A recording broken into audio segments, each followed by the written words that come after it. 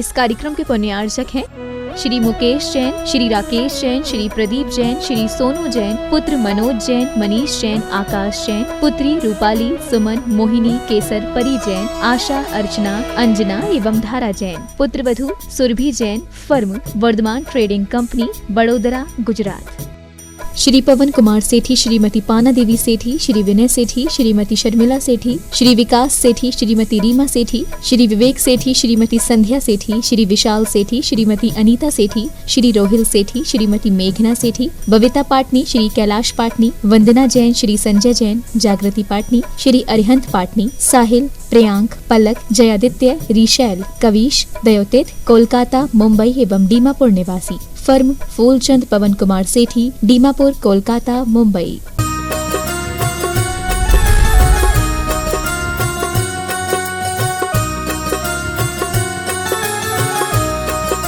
संत श्रोमणी श्रवण संस्कृति उन्नायक आचार्य भगवंत गुरुवर श्री विद्यासागर जी मुनि महाराज की जय जय जय। बोलिए परम पूज्य गुणायतन प्रणेता, शंका समाधान प्रवर्तक, भावना योग प्रवर्तक, प्रखर वक्ता मुनिवर श्री 108 प्रमाण सागर जी मुनि महाराज की जय जय जय। बोलिए परम पूज्य मुनिवर श्री 108 अरह सागर जी मुनि महाराज की जय जय जय।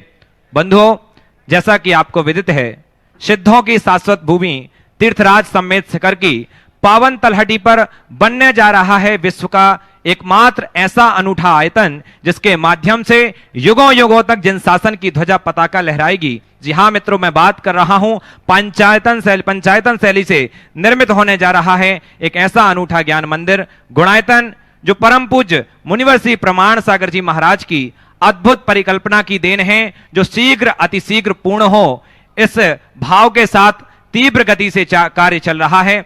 बंधुओं, गुणायतन से प्रतिदिन लोग जुड़ रहे हैं और अपने जीवन का सर्वश्रेष्ठ, अपने जीवन के सर्वश्रेष्ठ स्थान पर लगाने जा रहे हैं। बंधुओं, यदि आप भी इस गुणायतन से जुड़ना चाहते हैं और अपने जीवन में सातिशय पुण्य का अर्जन करना चाहते हैं, तो जो आप जिनवाणी चैनल, पारस चैनल और प्रमाणिक ऐप के माध्यम से जो नंबर देख रहे हैं, उन नंबरों में संपर्क करें और गुणायतन से संबंधित जो जानकारी है, निर्माण कार्य संबंधी सभी जानकारियों से अवगत होते हुए किसी न किसी कार्य में अवश्य जुड़ें, सहयोग अवश्य करें और साथ ही साथ अपने जीवन में अपनी पीढ़ियों का जो भविष्य है उसको सुरक्षित कर लें, अपने जीवन में गुणात्मक विकास करें। बंधुओं, और भी साथ ही पूज्य मुनिवर अभी गुणायतन में स्थित हैं, गुणायतन में विराजमान हैं। उन्हीं के मुखारविंद से अतिशयकारी मनोज्ञ प्रतिमाओं के समक्ष शांतिधारा संपन्न होती है प्रातःकालीन बेला में। यदि आप अपनी ओर से, अपने परिवार की ओर से किसी के जन्मदिन, वैवाहिक वर्षगांठ या किसी भी विशेष अवसर पर अपनी ओर से शांति धारा कराना चाहते हैं, तो नीचे दिए हुए नंबरों पर आप हमें अवगत करा सकते हैं ताकि आपकी ओर से शांति धारा संपन्न कराई जा सके।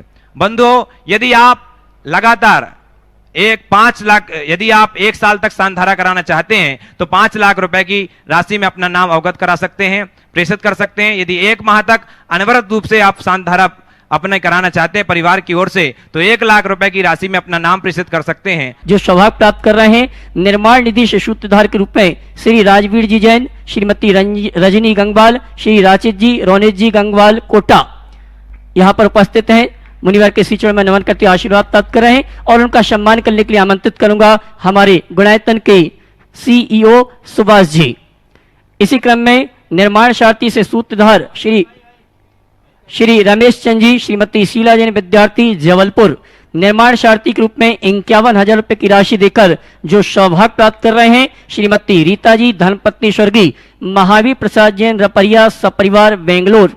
निर्माण मित्र के रूप में 31,000 रुपए की राशि देकर सौभाग्य प्राप्त किया है श्री सुरेंद्र कुमार जी श्रीमाल, श्रीमती मंजुलता जैन श्रीमाल कोटा, श्रीमती लक्ष्मीबाई रामगौड़ा पाटिल, अजय जी, श्री जनगौड़ा सुवर्णा पाटिल शांगली। निर्माण निधि के रूप में 11,000 रुपए की राशि के माध्यम से गुणायतन के विकास में सहयोगी बन रहे हैं श्रीमान रमेश चंद जी, श्रीमती वीना जैन न्यू दिल्ली, श्री अजित कुमार आशा रानी जैन सागर, श्री नरेंद्र कुमार, श्रीमती संतोष कुमारी नोएडा, कुमारी शुभी, श्री नरेंद्र कुमार रीता जी न्यू दिल्ली, श्री ज्ञानचंद जी गंजवासोदा, आदित्य संपत राय, सुषमा संपत राय जैन मुंबई, गुप्तदान फरीदाबाद, श्रीमती चमन लता जी स्वर्गीय ब्रजभूषण लाल जैन दिल्ली, श्रीमती कमला जी, श्री चिराग जी न्यू दिल्ली, श्री ज्ञानचंद जी, श्रीमती निर्मला गोयल जयपुर, कुमारी चेतना जैन, श्री देवेंद्र कुमार जी हावड़ा, श्रीमती अल्पी जैन, श्री शमीर जैन दिल्ली। बंधु यहाँ पर जिन्होंने एक प्रतिमा विराजमान करने के लिए रजतमय विमान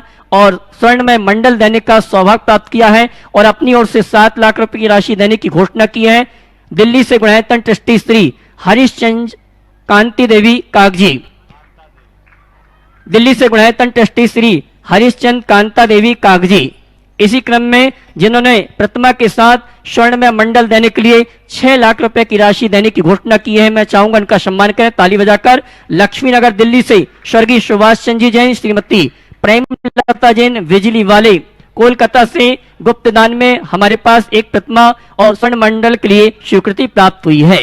इसी क्रम में जिन्होंने 5 लाख रुपए की राशि देकर प्रतिमा विराजमान करने का सौभाग्य प्राप्त किया है, अगर यहाँ पर उपस्थित हैं तो मैं चाहूंगा मुनिवर का आशीर्वाद प्राप्त करेंगे और कमेटी के पदाधिकारी सम्मान का कार्यक्रम संपन्न करेंगे। कोलकाता से गुणायतन ट्रस्टी मातेश्वरी श्रीमती देवी सेठी, श्री अजित जी, श्रीमती शशि जी, आयुषी जी एवं समस्त सेठी परिवार कोलकाता।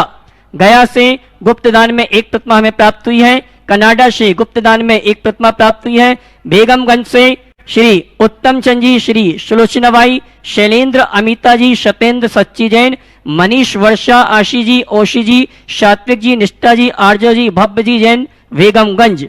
पुणे से श्री जिनेन्द्र जी, अभिनंदन जी, डॉक्टर ज्योति काशार सपरिवार।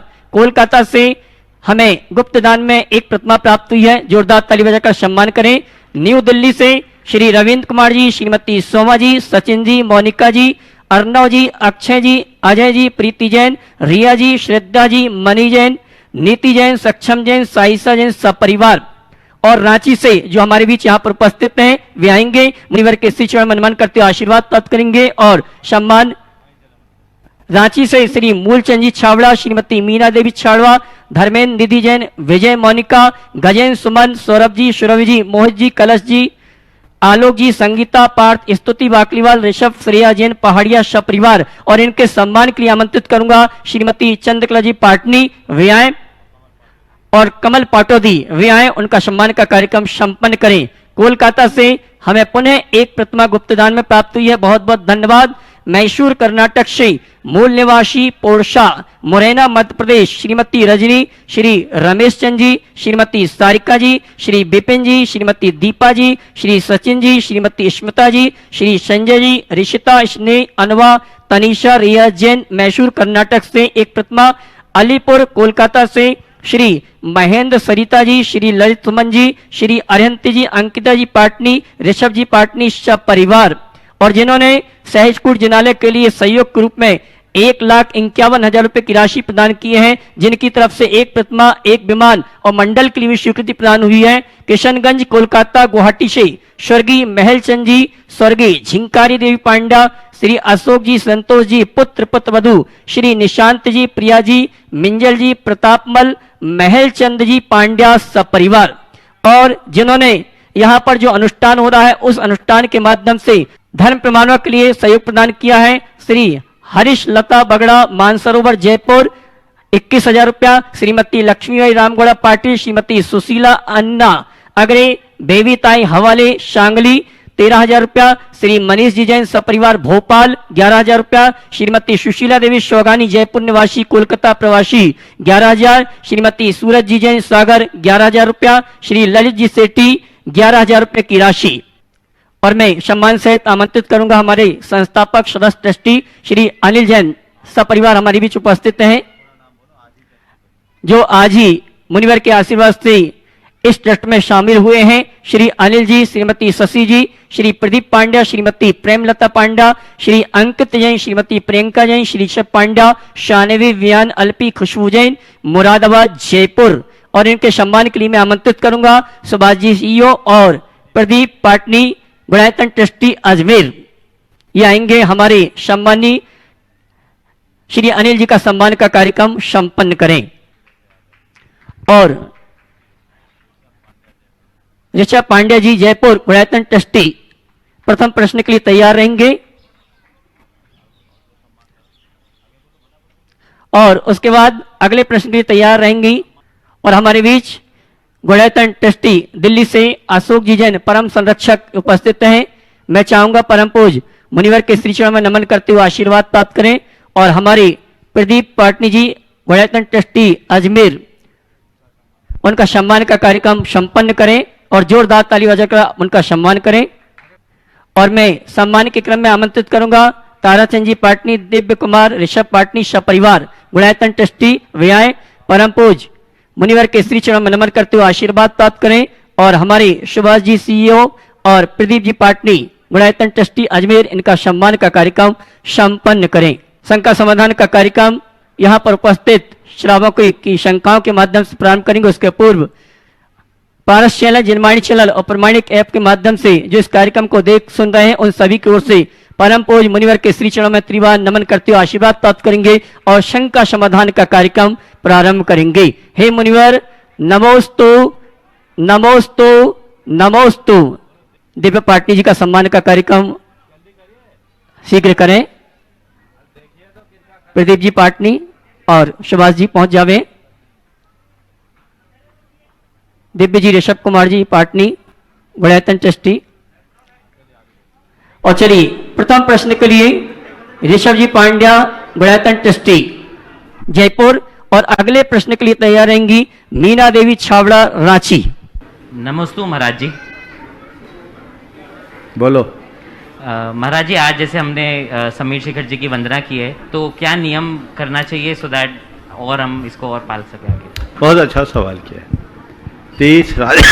तीर्थ राज की वंदना बड़े पुण्य के योग से मिलती है और इस तरह की जब कभी भी भावना हमारे मन में जगे, जब कभी भी इस तरह का अवसर मिले तो हमें इसका पूर्ण सदुपयोग करना चाहिए। मैं कहता हूँ हम लोगों ने सुना है कि तीर्थ की वंदना से हमारी दुर्गति टलती है। एक बार बंदे जो कोई ताहे नरक पशुगति नहीं हुई, ऐसा कहते एक बार की वंदना से अरबों उपवास का फल मिलता है, कर्मों की निर्जरा होती है। लेकिन हमने कितनी निर्जरा की है तो हमको दिखता नहीं, पर निर्जरा होती है इसमें कोई संशय नहीं, उसका एहसास होना चाहिए। 4 बातें अपने साथ लेकर जाए। पहली बात, देव शास्त्र गुरु के प्रति श्रद्धा में प्रगाढ़ता है। इस तीर्थ की वंदना करो, मन में एक संकल्प जगाओ कि जीवन की आखिरी सांस तक देव शास्त्र गुरु की सेवा करते रहूं, तीर्थों की वंदना करते रहूं, ये भावना अपने हृदय में जगाओ। दूसरी बात, बुराइयों का त्याग करें। अपने जीवन की किसी न किसी कोई न कोई एक बुराई का जरूर त्याग करें जितना बन सके। तीसरी बात, कोई एक अच्छा संकल्प लें जिससे हमारे लिए धार्मिक प्रेरणा मिलती रहे। कुछ नहीं है तो यही प्रेरणा ले लो कि साल में एक बार तीर्थ यात्रा जरूर करूंगा, किसी भी तीर्थ में जाऊंगा, साल में एक बार गुरु की वंदना जरूर करूंगा, किसी भी क्षेत्र में जाऊंगा। ये एक नियम अगर लेंगे तो जीवन में कालांतर में बदलाव आता रहेगा। समझ गए? और चौथी बात, औरों को भी इसी तरह की प्रेरणा देने का भाव लेकर जाओ कि अरे हम शिखर जी गए, वहां जो आनंद आया कुल्लू मनाली भी फीका है। ये भाव जगाओ। तुम जैसे यंगस्टर्स अगर ऐसा करने लगे तो एक बहुत बड़ा बदलाव आएगा। यही चारों संकल्प लेके जाओगे, बहुत आनंद आएगा। नमस्ते महाराज जी। मीना देवी छावड़ा रांची। उसके बाद तैयार रहेंगे अध्यक्ष गुमास्ता नगर दिगंबर जैन समाज इंदौर प्रतिपाल जी कुसुम जी टोंगिया। नमस्ते महाराज जी, मेरे परिवार की ओर से नमोस्तु नमोस्तु नमोस्तु। मैं तो एक गृहस्थी का ही क्वेश्चन पूछ रही हूँ महाराज श्री कि बोलते हैं कि 4 महीना में एक हिंसा का मतलब एकदम वो होना चाहिए कि ना नहीं होना चाहिए अहिंसा। तो बरसात से हर चीज में तो उत्पत्ति जीव की होती बहुत है। अच्छा आप तो पूछना चाह रही हैं। ये मैं पूछना चाह रही हूँ कि आहार में भी जो भी कोई सामान बनाते हैं करते हैं, मेरी तरफ से तो मैं बहुत अच्छा से उसको शोध के करके करती हूँ, लेकिन उसमें अगर कोई गलती मेरे से हो जाए तो मेरे को कितना पाप लगेगा? देखो ऐसा है, बरसात के दिनों में जीव राशि की उत्पत्ति ज़्यादा होती है और इसलिए हमें अपनी प्रवृत्तियां सीमित रखनी चाहिए और अपेक्षित सावधानियां रखकर चलनी चाहिए। जितना बने पूर्ण सावधानी के साथ अपना व्यवहार करना चाहिए। सुनो तो, आपकी बात हो गई, अब मेरी बात सुनो। पूर्ण सावधानी रखनी चाहिए और उसके बाद यदि कोई चूक हो जाए तो उसकी निंदा करनी चाहिए, उसके लिए पश्चाताप होना चाहिए, उसका प्रतिक्रमण करना चाहिए और ज़्यादा बड़ी गलती हो जाए तो गुरुओं से प्रायश्चित लेना चाहिए। ओ प्रतिपाल जी को संजीत हो गया इंदौर। उसके बाद तैयार रहेंगे संस्थापक सदस्य ट्रस्टी श्री विद्याभूषण जी, श्रीमती शशि जैन, नोएडा। नमोस्तु गुरुदेव, नमोस्तु गुरुदेव, नमोस्तु गुरुदेव। गुरुदेव के चरणों में बारंबार नमोस्तु नमोस्तु। अच्छा दिल, अच्छी सोच, अच्छा व्यवहार, ईमानदारी के बीज गुरुओं के सभी को प्राप्त होते हैं, लेकिन वो बीज अपने दिल की जमीन में नहीं बो पाते हैं। गुरुदेव, इन बीजों को अपने अंतर मन में बोने के लिए हम क्या करें गुरुदेव? समाधान करने की कृपा करें। देखिए, अच्छे बातें, अच्छे विचार के बीज मिलना बहुत दुर्लभ है और उसके लिए अगर मिल जाए, अपने हृदय में पड़ भी जाए तो उसका उगना बहुत कठिन है। गुरुओं के माध्यम से न केवल हमें अच्छे बीज मिलते हैं, अपितु अच्छे बीज छींटे जाते हैं। लेकिन आपको पता है, अगर आपको खेती का अनुभव हो, थोड़ा किसानी किया हो, तो आप जानते होंगे कि जमीन में बीज छींटने मात्र से अंकुरित नहीं होते। बीज कब अंकुरित होते हैं? बीज छींटने से पहले जमीन को तैयार करना पड़ता है, उसे जोतना पड़ता है, उसे बखरना पड़ता है। जब जमीन तैयार हो जाती है तो उसमें छींटे गए बीज तेजी से अंकुरित होते हैं। और कुछ जमीन जो वर्षों से पड़ती पड़ी हुई है, पड़ती समझे ना, पड़ती जमीन उसको बोलते हैं जिसमें कभी कुछ खेती हुई नहीं, सालों से इसी मैदान पड़ा है। उस पड़ती जमीन में बीज डालोगे तो बीज व्यर्थ होके विनष्ट हो जाएगा।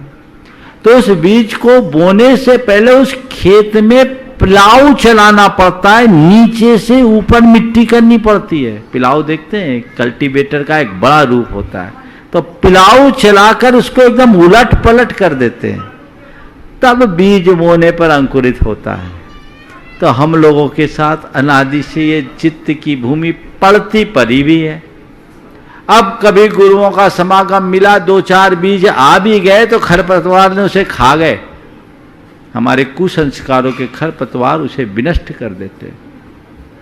तो उसे ठीक करना हो, उसे व्यवस्थित करना हो, तो हमें चाहिए कि हम अपने जीवन की दिशा ठीक करें, गुरुओं के संपर्क और सानिध्य को बढ़ाएं, उनसे जीवंत संपर्क बनाएं।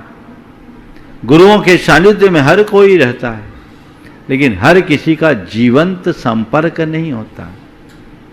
कई लोग तो अपनी सामाजिक प्रतिष्ठा को बनाए रखने के लिए ही गुरुओं का सानिध्य पाते हैं। यह उद्देश्य सही नहीं है। हमारा उद्देश्य अपने चित्त के रूपांतरण का होना चाहिए, जीवन के बदलाव का होना चाहिए।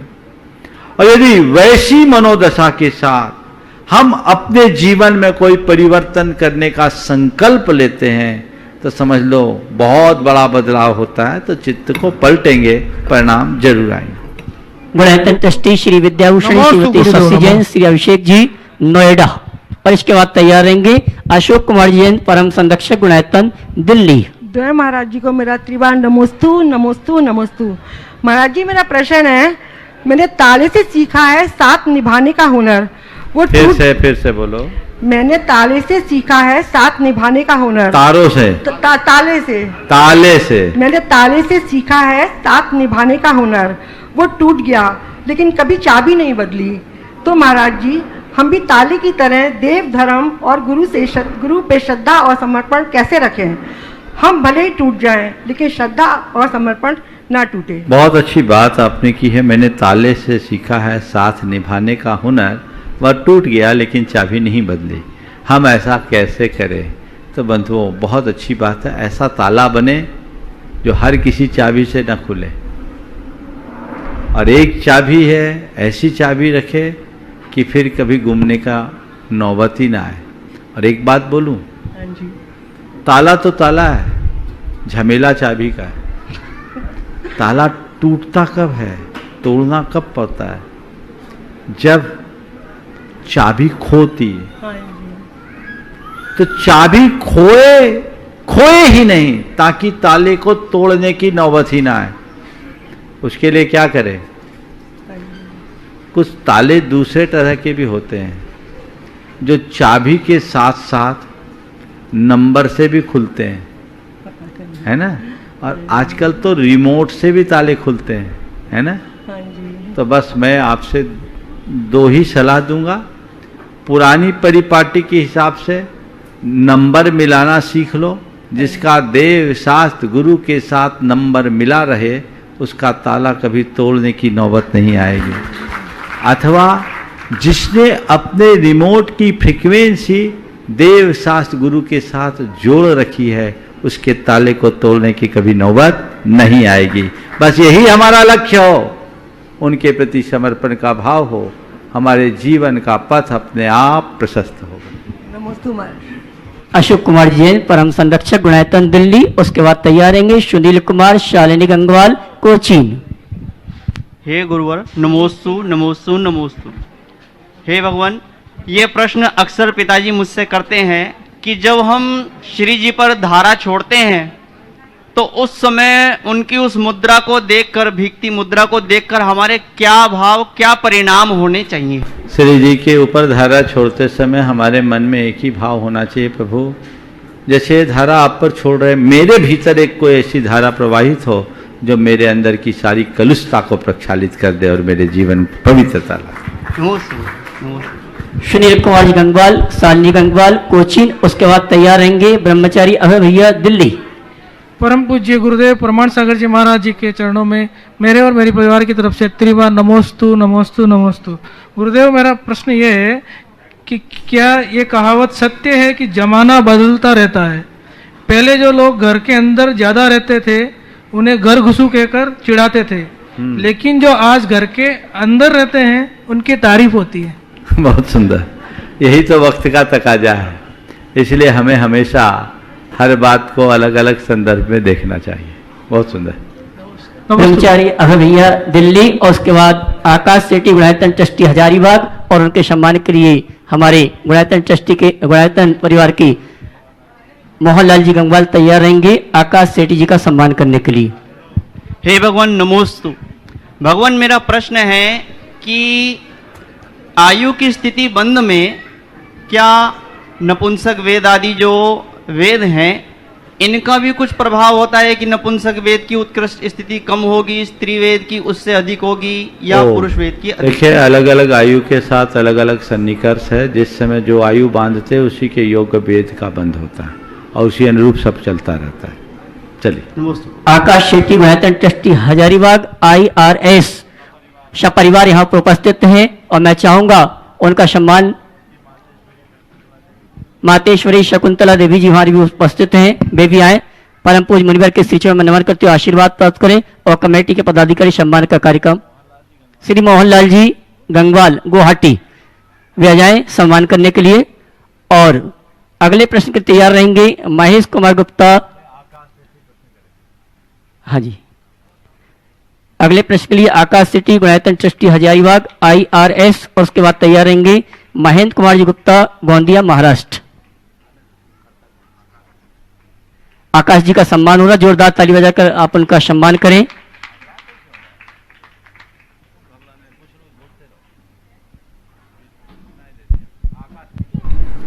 ओ नमोस्तु महाराष्ट्री।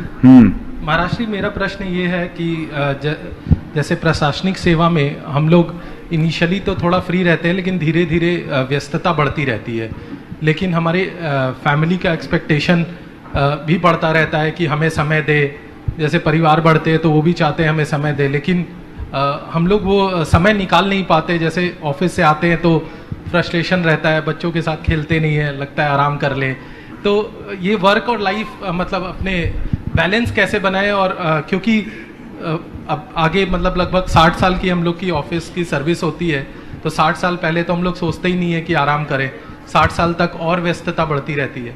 तो इसको कैसे हम लोग अब आगे अपनी लाइफ में बैलेंस देखिए, बहुत ही महत्वपूर्ण सवाल आपने किया है। सबसे पहले तो कि आप जैसे लोग आज प्रशासन के क्षेत्र में रह करके समाज का नाम आगे बढ़ा रहे हैं और धर्म और समाज की प्रभावना में लग रहे हैं, बहुत प्रशंसनीय है। और मैं सभी युवाओं से कहूँगा, अपनी प्रतिभा को समाज के हित में नियोजित करें और इस तरह की प्रतियोगी परीक्षाओं में भागीदार बनकर प्रशासन की बागडोर अपने हाथ में रखे, ताकि जिन शासन और संस्कृति की हम सुरक्षा कर सकें। जहाँ तक सवाल है आप लोगों के जीवन का, तो आपको तो 24 घंटा 7 दिन की सर्विस है। ये सिविल सर्विसेज में रहने वाले लोगों के साथ कुछ ऐसा होता ही, ये दायित्व है। लेकिन इसके साथ भी अपने परिवार की प्राथमिकता को ख़त्म नहीं करना चाहिए। हम कुछ इस तरह से सुनिश्चित करें कि थोड़ा समय बच्चों और परिवार को जरूर दें। हो सकता है हर सप्ताह में 2 दिन नहीं दे सके, 3 दिन नहीं दे सके, बाकी 3 दिन तो दें, 4 दिन तो दें। हमें उस तरीके से अपना कुछ सेटअप बनाना चाहिए। और यदि किसी वजह से किसी दिन आपने टाइम नहीं दिया तो अगले दिन हम उसे डबल से दे दें। यदि ऐसा करेंगे तो बहुत अच्छा होगा, क्योंकि ये सर्विस तो जब तक 60 साल के नहीं होंगे चलेगी। तो अभी मेरे ख्याल से 30 साल तो चलना ही है, तब तक तो फिर बच्चे भी हाथ से निकल जाएंगे। तो ये उचित नहीं है। परिवार और बच्चों को समय देना जरूरी है। और मेरे संपर्क में तुम्हारे जैसे कई उच्च अधिकारी हैं जिन्होंने ये प्राथमिकता सुनिश्चित की। छुट्टी के दिनों को पूरी तरह से बच्चों के साथ ही कंज्यूम किया है। तो हम उस तरीके की सोच अपने मन में विकसित करें तो ये सारा कार्य संपन्न हो सकता है।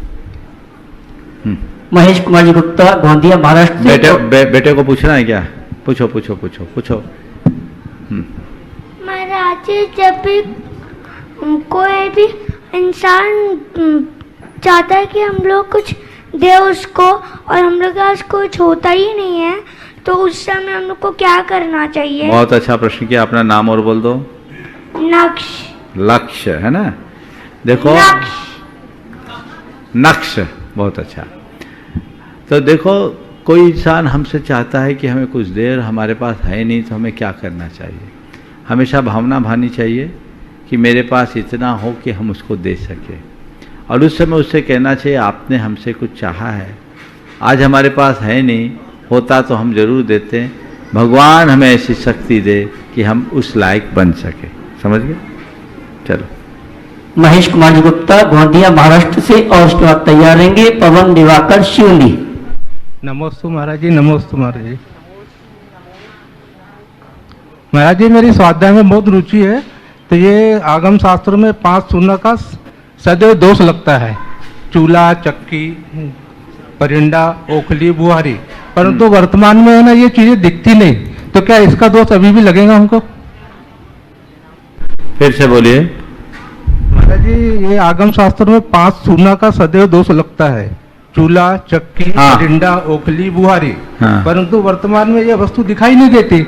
तो फिर भी क्या अभी अभी हमको दोष लगेगा इसका? वस्तु नहीं दिखाई देती ऐसी बात नहीं, उनने रूप बदल लिया। चूल्हा की जगह गैस आ गया, चौका की जगह किचन हो गया, परिंदा की जगह प्लेटफॉर्म और फ्रिज आ गया। चीजें तो वही है, आरंभ तो वही है। जिसमें षड जीव निकाय जीवों की हिंसा होती है, वे 5 शून्य में आते हैं। तो दोष बराबर। पवन दिवाकर, शिवली। उसके बाद निर्माण निधि से सूत्रधार के रूप में जिन्होंने गुणायतन से जुड़ने का सौभाग्य प्राप्त किया, श्री राजवीर जी जैन, श्रीमती रजनी गंगवाल, श्री राचित जैन, रोनित जैन गंगवाल, कोटा। और प्रश्न के साथ उनका सम्मान करने के लिए मैं आमंत्रित करूंगा। गुणायतन प्रणेता मुनि श्री प्रमाण सागर जी मुनिराज के चरणों में त्रिवार नमोस्तु। मुनि श्री अरह सागर जी को नमोस्तु। गुरुवर, मेरा प्रश्न यह है कि हमें हर हाल में धर्म की ही कमाई खानी चाहिए, अधर्म की नहीं खानी चाहिए। लेकिन आज आए दिन मंदिरों में गबन के किस्से सुनाई देते हैं। आज कई मंदिरों के पदाधिकारियों ने वहां की रकम को अपने जीविका यापन में खर्च कर दिया।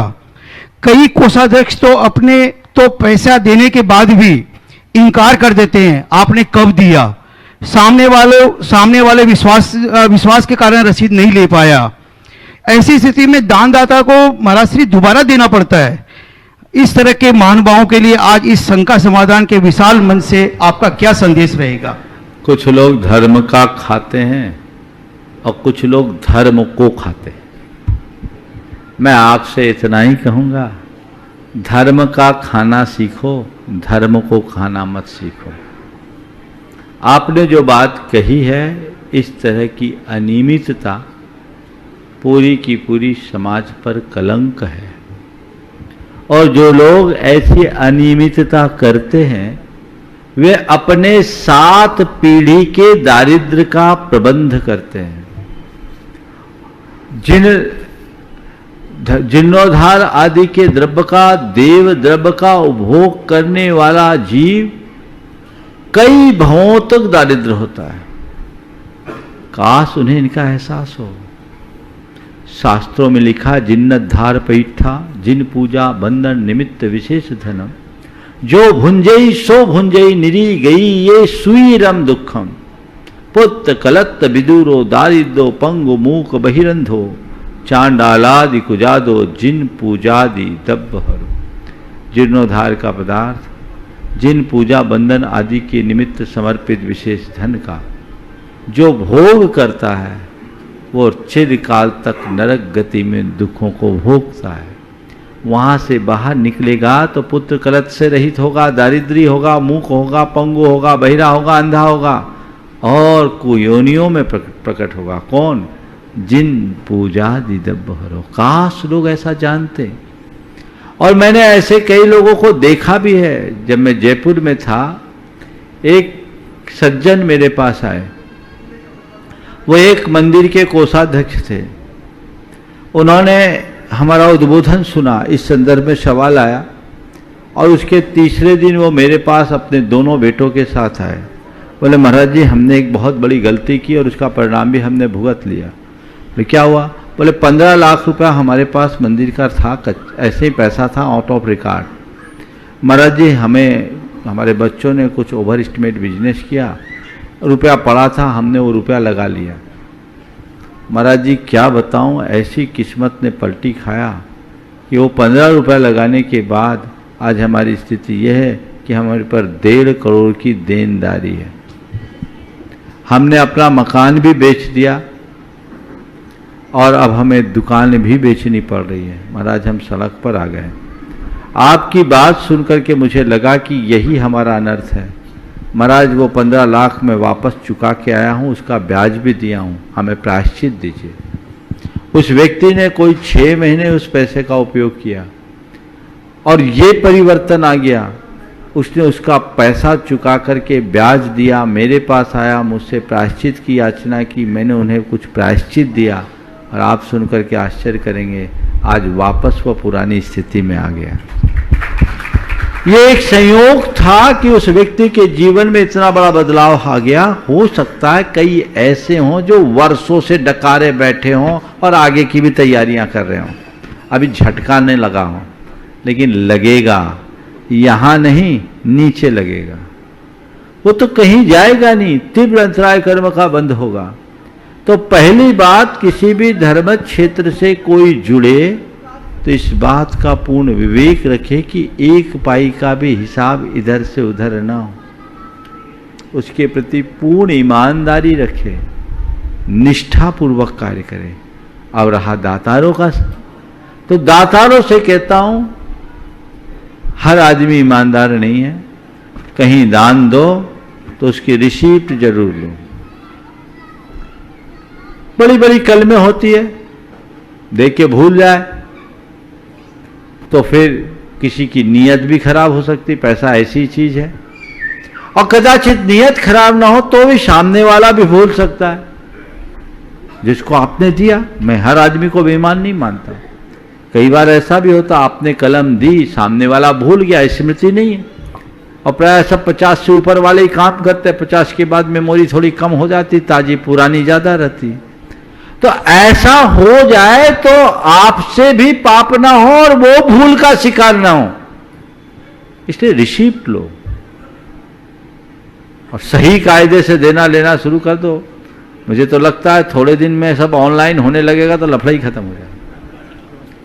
ये गबन का काम ही खत्म हो जाएगा। लेकिन जो लोग भी ऐसा करते हैं, मेरी दृष्टि में वे सब करुणा के पात्र हैं। वे नहीं, उन्हें ये नहीं मालूम कि वो क्या कर रहे हैं, अपने जीवन का कितना बड़ा नुकसान कर रहे हैं। कई भवों तक भुगतने की व्यवस्था वो कर रहे हैं। मैं प्रभु से प्रार्थना करता हूं, सबको सन्मति दे भगवान।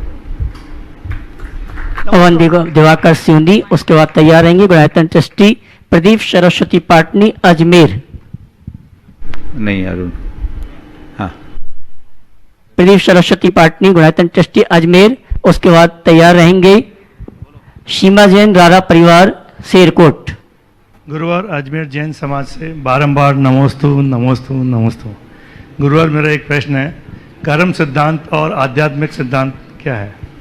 कर्म सिद्धांत और आध्यात्मिक सिद्धांत। देखिए, अध्यात्म और कर्म सिद्धांत में आपने संबंध पूछा है। देखिए, कर्म सिद्धांत का मतलब क्या है? हम जो कुछ भी करते हैं उसका शुभाशुभ परिणाम हमें भुगतना पड़ता है। हमारी शुभाशुभ प्रवृत्तियां हमारे शुभाशुभ कर्म को जन्म देती है और तदनुरूप हमें उसका फल भुगतना पड़ता है, ये कर्म सिद्धांत कहता है। लेकिन जब हम अध्यात्म की बात करते हैं तो अध्यात्म कर्म सिद्धांत से भी ऊपर उठ जाता है। अध्यात्म कहता है कि अगर अज्ञान दशा में तुमने कोई कर्म किया है और क्षमता रख लो तो तुम कर्म की जड़ को उखाड़ सकते हो। कैसा भी कर्म का उदय है उसको सहज भाव से सहो, ताकि पुनः कर्म का बीज न बोया जा सके। तो कर्म सिद्धांत पर विश्वास रखने वाले का दृष्टिकोण आध्यात्मिक हो ये कोई जरूरी नहीं, लेकिन अध्यात्मनिष्ठ व्यक्ति का दृष्टिकोण कर्म सिद्धांत से जुड़ा जरूर होता है। नमोस्तु गुरुवार, नमोस्तु। सीमा जैन रारा परिवार शेरकोट। उसके बाद तैयार रहेंगी चांदनी विजय दीवान सूरत। ओम महाराज श्री नमोस्तु नमोस्तु नमोस्तु। महाराज श्री मेरा प्रश्न है क्या पितृ होते हैं? हाँ? पितृ जो लोग चले जाते हैं हमारे बड़े बुजुर्ग, तो उनको याद करना चाहिए या नहीं? जीते जी याद करो तो फिर बाद में याद करने की जरूरत ही नहीं। मैं तो ये कहता हूँ जीते जी तो पूछो नहीं और बाद में श्राद्ध तर्पण करो। तो अरे जीते जी श्रद्धा रखो तो श्राद्ध तर्पण की जरूरत ही नहीं। ये सब मन की कल्पना है। जो लोग पितरों को नहीं मांगते उनको तो नहीं फेरते। आज दुनिया में बहुत थोड़े लोग हैं जो इनको मानते हैं। ये एक प्रकार का भ्रमपूर्ण विश्वास है। जैन धर्म में इसकी कोई मान्यता नहीं। तो पितर को मानना नहीं चाहिए। परम पिता को मानो, किसी को मानने की जरूरत ही नहीं। चांदनी विजय दीवान सूरत। उसके बाद तैयार रहेंगी गुणायतन ट्रस्टी श्रीमती चंद्रकला पाटनी रांची। श्रीमती चंद्रकला पाटनी गुणायतन ट्रस्टी। उसके बाद तैयार रहेंगे मोहनलाल जी हीरा देवी गंगवाल गुवाहाटी।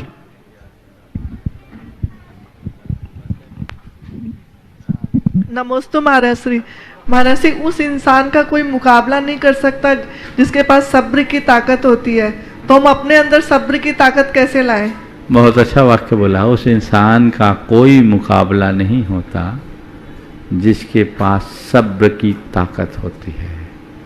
आपने पूछा है सब्र रखने की ताकत अपने अंदर कैसे लाए। 4 उपाय बताता हूं अपने अंदर सब्र को बढ़ाने की। सबसे पहली बात, अगर आप सब्र रखना चाहते हैं तो सकारात्मक सोचिए। यदि सोच सकारात्मक होगी तो मन कभी डगमगाएगा नहीं। जिनकी सोच नकारात्मक होती है उनके मन में बड़ी अस्थिरता और अधीरता होती है। जिनकी सोच सकारात्मक होती है उनका मन स्थिर होता है। दूसरी बात, अपने आत्मविश्वास को जगाएं। बेसब्री कब होती है? जब मनुष्य के सामने कोई ऐसी स्थिति निर्मित हो जाती है जिसे पूरा कर पाना उसके लिए असंभव सा दिखता है। अरे अब क्या होगा, अब क्या होगा, अब क्या होगा। सकारात्मक सोच रखने वाला सोचता है कि ठीक है, ये भी है, इसका भी कोई सॉल्यूशन है और अगर उसके अंदर आत्मविश्वास है तो कहेगा मैं उल्टे को भी सीधा कर लूंगा। सोच सकारात्मक होगी तो उल्टा को सीधा देखोगे, और तुम्हारा आत्मविश्वास प्रगाढ़ होगा तो उल्टे को सीधा कर देगा। तीसरी बात, कैसी भी विकट स्थिति हो, ये सोचो ये थोड़ी देर की बात है, थोड़ी देर की बात है, थोड़ी देर की बात है। ये सोच अपने अंदर आएंगे, बस ठीक है, अभी तो होना ही है। अभी आप लोग शंका समाधान में बैठे हैं, बहुत लोगों को बेसब्री हो रही होगी, मेरा नंबर तो आया ही नहीं, मेरा नंबर तो आया ही नहीं। और कभी कभी मैं किसी का उत्तर लंबा देने लगता हूं ना, तो लोग घड़ी देखने लगते, कहीं पूरा समय इनके ही साथ में चले जाए, मेरा नंबर कब आएगा, मेरा नंबर कब आएगा, मेरा नंबर कब आएगा, है ना। और अगर लगे नहीं बस महाराज जी तो बस फटाफट निपटा रहे, थोड़ी देर बस मेरा नंबर आना, आप मेरा नंबर आना, मेरा नंबर आना है, तो इससे मन में धैर्य जागता है। जब भी कुछ हो बस थोड़ी देर की बात है, ये मन में बैठा के रखिए। और चौथी बात, आशावादी बने, हताशा को अपने ऊपर हावी न होने दें। ये चारों बातें, सकारात्मक सोच, आत्मविश्वास, थोड़ी देर की बात और आशावादी दृष्टि रखो तो जीवन में कभी अधीरता आएगी ही नहीं। और फिर यदि ऐसा सब्र और धैर्य पा लिया गया तो फिर तुमसे बड़ा ताकतवर कोई नहीं होगा। एक विश्वास अपने अंदर जगाओ कि सब्र का फल मीठा होता है। बचपन से सुना है ना, फल चखा, अगर एक बार मीठे फल का स्वाद चख ले तो व्यक्ति जीवन भर नहीं भूलता। यदि तुमने सब्र का फल चखा है, मिठास का अनुभव कर लिया, तो तुम्हारे मन में फिर हमेशा उसका चाह, अरे एक बार मैंने धैर्य रखा, उसका फल ये, आगे भी धैर्य रखना होगा। ऐसी सोच अपने अंदर विकसित कीजिए, अधीरता दूर होगी। और आज की पीढ़ी को मैं जरूर कहूंगा, क्योंकि आज की पीढ़ी अधिक उतावली, उसे बात बात में अधीरता होती है, सब काम तुरंत तुरंत इंस्टेंट, ये बहुत अच्छी बात नहीं है। हमें थोड़ा धैर्य रखने का अभ्यास जरूर करना चाहिए। मैं सम्मान से आमंत्रित करूंगा जिनके आज विवाह की 50वीं वर्षगांठ है, मोहनलाल हीरा देवी गंगवाल गुवाहाटी, गुणायतन ट्रस्टी। उसके बाद तैयार रहेंगे प्रियंका वरुण जैन मुंबई। नमोस्तु गुरुवर। गुरुवर, वक्त बीत जाए तो लोग भुला देते हैं। हाँ। वक्त बीत जाए तो लोग आज भुला अकेले देते क्यों? हैं। आज तो तुम दोनों का दिन है, आई नहीं क्या? चलो बोलो। हाँ, हाँ। बेवजह लोग अपनों को भी रुला देते हैं। हाँ। जो दिया रात भर रोशनी देता है, सुबह होते ही लोग उसे भी बुझा देते हैं। हाँ। तो गुरुवर, संसार में चारों तरफ स्वार्थ पड़ता ही दिखाई पड़ती है।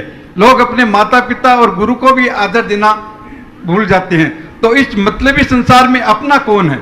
इसलिए मैं कह रहा हूं, अपना मतलब सीधा करने की बात सोचो। और ये समझ लो, एक बात मैं बड़ी स्पष्ट कह रहा हूं, हर व्यक्ति को इससे सीख लेना चाहिए। हर व्यक्ति हर समय प्रासंगिक नहीं होता। एक समय ऐसा आता है जब हर किसी को अप्रासंगिक होना पड़ता है। आज आप घर के मुखिया हो ना, जिस दिन बच्चे के हाथ में फुल कमांड आएगी ना, तो आपको अप्रासंगिक होना पड़ेगा।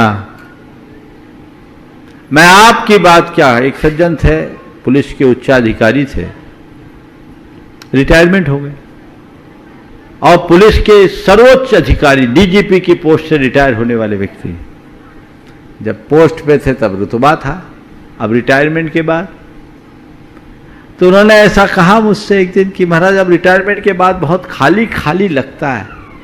हमने कहा ये तो होना ही था, जिस दिन आपने सर्विस ज्वाइन की थी उसी दिन रिटायरमेंट की तारीख निश्चित हो गई थी। आपने अपने आप को अगर सही तरीके से प्रिपेयर किया होता तो आपकी ये दुर्अवस्था आज नहीं होती। मैंने उनसे कहा अब आप उतने प्रासंगिक नहीं रहे जितने की पद पर रहते हुए थे।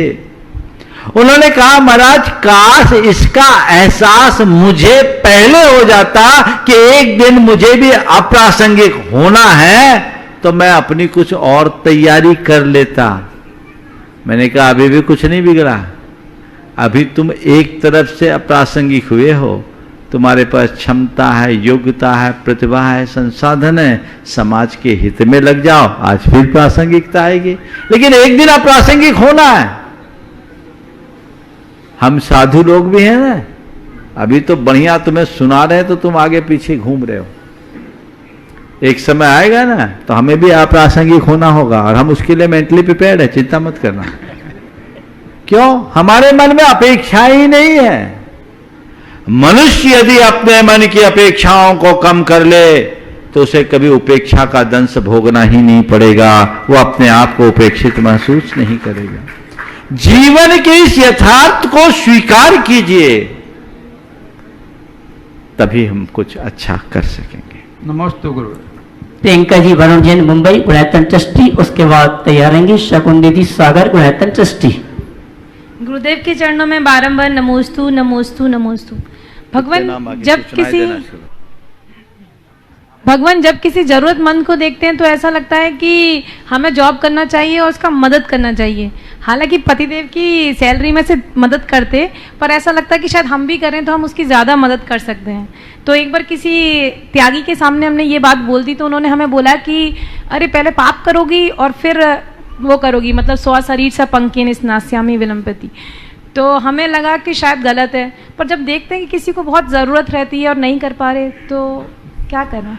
अगर अपने मन में इतनी प्रबल भावना है और ज़रूरतमंदों की सेवा करने की इच्छा है तो एक बड़ी अच्छी सलाह है, अपनी ज़रूरतों को कम करके, ध्यान से सुनना, अपनी ज़रूरतों को कम करके जो बचा है उससे ज़रूरतमंदों की पूर्ति कर दो, अलग से कुछ करने की जरूरत ही न पड़े। नमस्ते। शकुन दीदी सागर गुणायतन ट्रस्टी, और उसके बाद तैयार रहेंगी रीता जी अजमेरा अजमेर।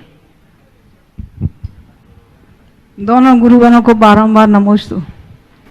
गुरुवर, वो कंधे बोझ क्यों हो जाते हैं जिन कंधों पर बैठकर हम दुनिया देखा करते हैं। तो महाराज जी आज के समय में जो बच्चों को जो माँ बाप बोझ लगते हैं तो कृपा उसका समाधान दीजिए। बहुत अच्छी बात की। वे कंधे बोझ क्यों बन जाते हैं जिन पर बैठकर हम दुनिया देखा करते हैं। काश लोग इस चीज को समझे।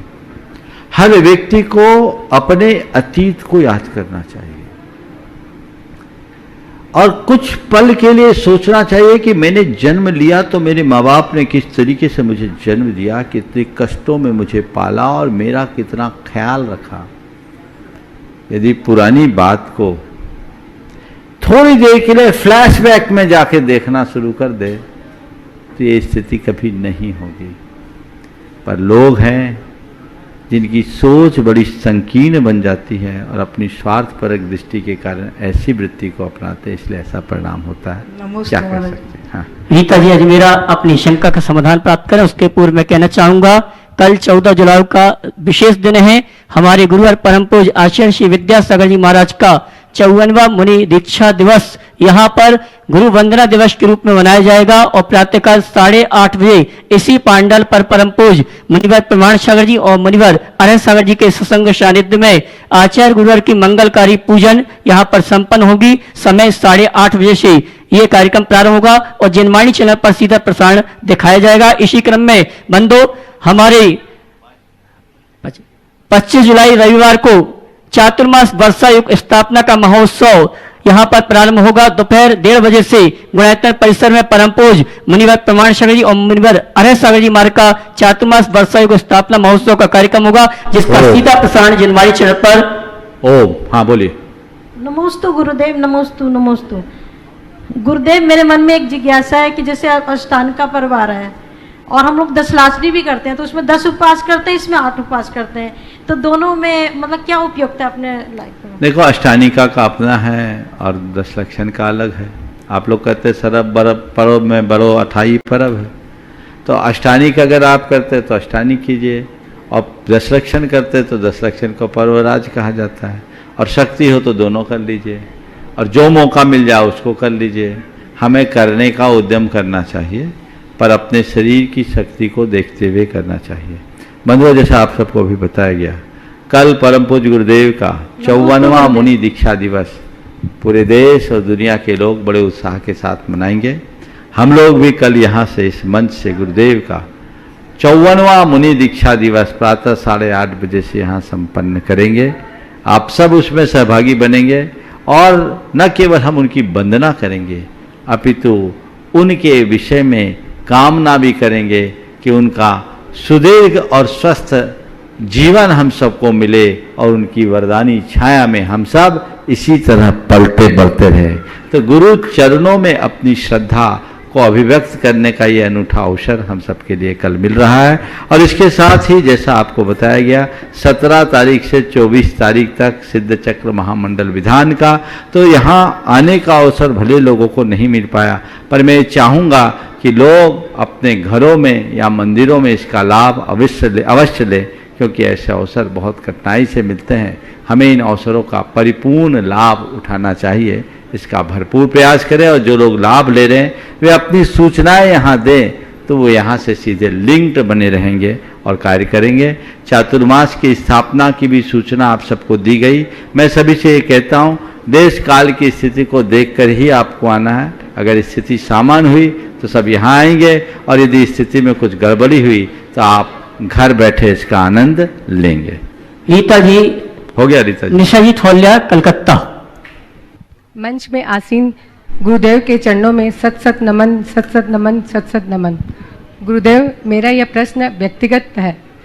मेरा देव दर्शन का नियम था, वो जो मैं आज तक पालन करते आ रही हूँ। साल भर से गृहस्थ के कारण मेरा घर थोड़ा मंदिर से दूर हो गया, तो मैं मंदिर देव दर्शन रोजाना नहीं कर पा रही हूँ। ये मेरे पुण्य की कमी हो गई, जिससे मैं मंदिर का दर्शन रोज नहीं कर पा रही हूँ। अभी तो मैं चल फिर सकती हूँ, फिर बुढ़ापे में तो मैं फिर भी थोड़ा अंग क्रियाशील कम हो जाएगा। इसके लिए मैं क्या करूँ? भावना भाव कि या तो घर के पास मंदिर हो जाए या मंदिर के पास, सुनो मेरी बात, रोज भगवान के पास परोक्ष में भावना भाव, हे प्रभु या तो मेरे घर के पास मंदिर बन जाए या मेरा घर मंदिर के पास बन जाए, रास्ता ठीक है। ये भावना भाव तो फिर आ जाएगा। ये तो था ही, हाँ, तो इसको फिर बदल लो और बदल लो। आशीर्वाद। चलिए। अंजू जैन, गुड़गांव, गुणायतन ट्रस्टी। नमोस्तु गुरुदेव, नमोस्तु गुरुदेव, नमोस्तु गुरुदेव। हमेशा मैनेजमेंट की ट्रेनिंग में एक चीज़ सिखाई जाती है कि मल्टीटास्किंग कभी नहीं होना चाहिए। वो हमारी प्रोफेशनसी को रिड्यूस करता है। पर गुरुदेव, आज के युग में जब लोग वर्क फ्रॉम होम कर रहे हैं तो मल्टीटास्किंग ज़्यादा कर रहे हैं, तो मल्टीटास्किंग कैसी हो कि वो हमारे शरीर को भी ना प्रभावित करे और हम उसका सबसे ज़्यादा सदुपयोग कर सकें। देखिए, किसी भी क्षेत्र में मल्टीटास्किंग होनी ही नहीं चाहिए। हमारे धर्म क्षेत्र में भी यही कहा जाता है, जो करो उस समय वही करो। एक साथ 4 काम करोगे तो कुछ नहीं होगा। और हमारे यहाँ तो बहुत पुरानी कहावत है, एक साधे सब सदे, सब साधे सब जाए। तो हमें एक एक करके साधे ना। मल्टीटास्किंग निश्चित हमारी वर्क एफिशिएंसी को कम करती है, और वर्क फ्रॉम होम में जो इस तरह का कृत्य कर रहे होंगे निश्चित उनकी कार्य प्रणाली से लोगों को असंतोष होता होगा। तो हमें ऐसी प्रवृत्तियों से अपने आप को बचाना चाहिए, और अगर मल्टीटास्किंग करे भी तो उसी तरह करे जिससे हमारा कार्य प्रभावित न हो। हमें फोकस रखना चाहिए, जो काम करे उस समय केवल वही काम करे। ऑनलाइन प्रश्न के माध्यम से शंका समाधान के कार्यक्रम को गति प्रदान करेंगे। दिगंबर जैन पंचायत सभा जबलपुर के मंत्री, गुणायतन ट्रस्टी शैलेश चंद्रा चौधरी, जबलपुर, आपके शिष्यों में नमन करते हुए प्रश्न कर रहे हैं। छाता और दिमाग तभी काम करते हैं जब खुले हो, बंद होने पर दोनों बोझ लगते हैं। तो गुरुवर, हम ऐसा क्या काम करें कि दिमाग खुला रहे? छाता और दिमाग तभी काम करते हैं जब खुले हों, बंद होने पर दोनों बोझ लगते। बहुत अच्छा वाक्य आपने पूछा। हम ऐसा क्या काम करें कि हमारा दिमाग खुला रहे? तो देखो, छाता को खोलने के लिए क्या करना पड़ता है? क्या करना पड़ता है? थोड़ा सा क्लिक करना पड़ता है, फिर छाता खुलता है। और क्लिक करके भी छाता कब खुलता है? जब उसकी सारी कमानियाँ डंडे से जुड़ी रहती है। अगर कमानियाँ डंडे से न जुड़ी हो तो छाता खुलेगा नहीं। तो आप अपने दिमाग को क्लिक करें और उसकी कमानीज को बिल्कुल व्यवस्थित रखने का प्रयत्न करें। यदि आपकी कमानियाँ व्यवस्थित बनी रहेगी तो आपके दिमाग का छाता हमेशा खुला रहेगा, फिर किसी भी प्रकार की कठिनाई का अनुभव आपको नहीं हो सकेगा। ठीक है। और इस प्रकार आज के इस सत्र को परम पूज्य गुरुदेव के चरणों में नमन अर्पित करते हुए मैं यहीं पर विराम दे रहा हूँ। बोलिए परम पूज्य आचार्य गुरुवर श्री विद्यासागर जी महाराज की। बोले परम पूज्य मुनि श्री प्रमाण सागर जी महाराज की। बोले परम पूज्य मुनि श्री अरहर सागर जी महाराज की।